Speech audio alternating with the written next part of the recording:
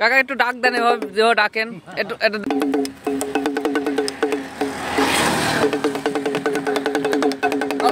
আসসালামু আলাইকুম। হবে হবে টুকটুকি বাজানো, আর এই যে কাকার মতো আইসক্রিম বিক্রি হবে। তো আমরা আজকে আইসক্রিম খাচ্ছি, হচ্ছে এটা হচ্ছে নারিকেলি আইসক্রিম, হ্যাঁ নারকেল মালাই। আর এরকম মালাই আমরা ছোটবেলায় অনেক খেয়েছি, তাই কাকাকে দেখে আসলে লোভ সামলাতে পারলাম না। লোভ হলো যে ছোটবেলার মতো আইসক্রিমগুলো আবার খাই। তো কাকার সাথে একটু কথা বলি চলেন। আমরা আইসক্রিম খাচ্ছি, মালাই আইসক্রিম, বুঝছেন? সেই স্বাদ। আমরা ছোটবেলায় গ্রামে এভাবে আইসক্রিম খেয়েছি। ওই যে দেখুন পিচ্চিরাও, ওই যে এই গ্রামের পিচ্চিরা খাচ্ছে। কাকা আপনার ডুগডুগিটা একটু বাজান তো, দেখে একটু বাজান।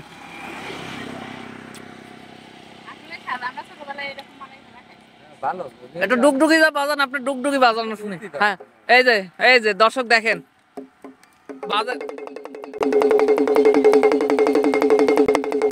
কাকা একটু ডাক দেন, এভাবে যেও ডাকেন একটু একটু দেন কাকা, ডাক দেন একটু একটু ডাকেন।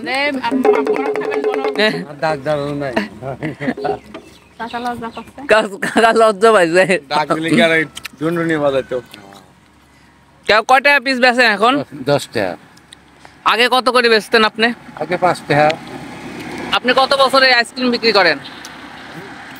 আমি নাও নি 25 বছর। আমরা তো 1 টাকা পিসও খাইছি এগুলা। হ্যাঁ, একটা পিস আগে হয়েছে। এখন আগে 1 টাকা পিসও ছিল। একটা সাইজে না আসানো আসিল, 1 টাকা 60 দেখাইছি। হ্যাঁ, এখন এখন কেমন লাভ হয়?